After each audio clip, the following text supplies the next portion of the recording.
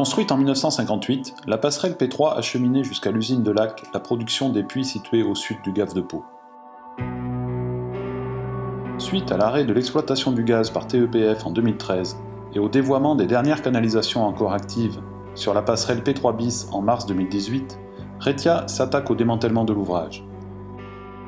Après une phase d'appel d'offres et d'études, la société Cardem est retenue pour le démontage de la passerelle. Le scénario qui a été retenu et qui est mis en œuvre aujourd'hui, c'est le démantèlement de quasiment la totalité de la passerelle. On prend aujourd'hui 60 mètres environ sur 80 mètres de portée avec une seule grue principale qui permet d'avoir un minimum d'opérateurs exposés. Les découpes de part et d'autre de la passerelle se font à l'aplomb des berges, ce qui limite quand même les risques pour l'environnement et puis pour le personnel vis-à-vis du gaz. Pour réaliser le levage du tablier, une grue de 600 tonnes est amenée sur place. Plusieurs jours de montage seront nécessaires pour assembler l'engin. C'est une grue type LR 1600, 600 tonnes treillis sur chenille, 96 mètres de flèche principale, le derrick et 200 tonnes de contrepoids dans le superlift. En termes de logistique, pour amener tous les contrepoids, les éléments de flèche et faire l'assemblage, ça nécessite environ 40 camions. Le 6 décembre, tout est enfin prêt. La météo s'annonce favorable. L'opération est lancée. Le tablier est élingué en plusieurs points afin de répartir les efforts sur l'ensemble de la structure. Au total, 16 points d'accroche sont utilisés. Une fois le poids de l'ouvrage repris par la grue, les câbles de soutien de la passerelle sont détendus avant d'être coupés.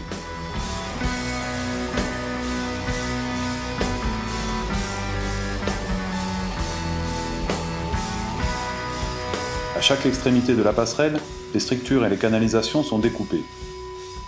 Les parties restantes de la passerelle sont étayées par un système d'échafaudage.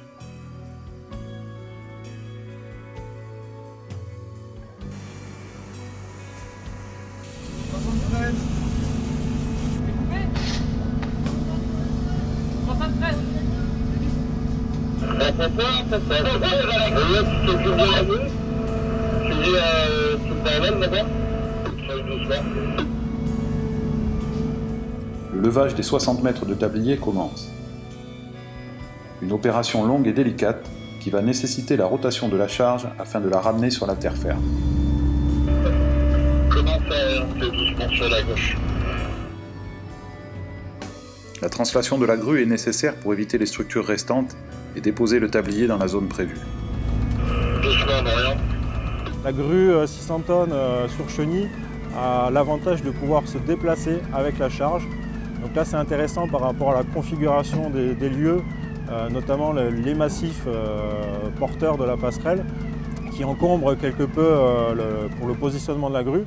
Donc là l'intérêt c'est que la grue va pouvoir s'écarter des massifs et ainsi faire sa rotation complète pour éviter de survoler la zone où transite la P3 bis avec les canalisations pérennes. Donc on fait toute une révolution, c'est tout l'intérêt de la grue sur chenille. Malgré quelques grains pluvieux, l'opération se déroule sans problème.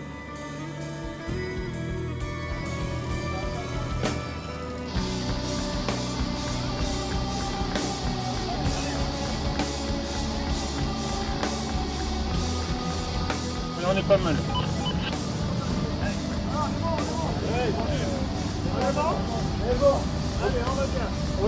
Après plus de 12 heures de travaux en continu, la passerelle est déposée. Il nous reste encore à enlever les deux morceaux de passerelle qui restent, qui sont posés sur les rives. Le chantier n'est pas terminé, mais pour le moment, tout s'est bien passé. Février 2019.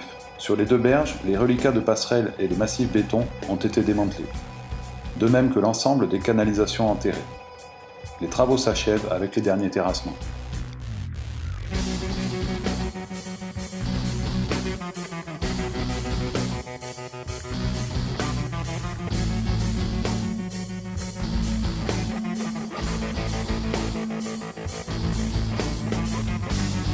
Le démantèlement de la passerelle P3 s'inscrit dans le programme de démantèlement et réhabilitation qui vise à redonner son aspect initial à tout le milieu naturel qui avait été transformés pour l'exploitation industrielle du gaz.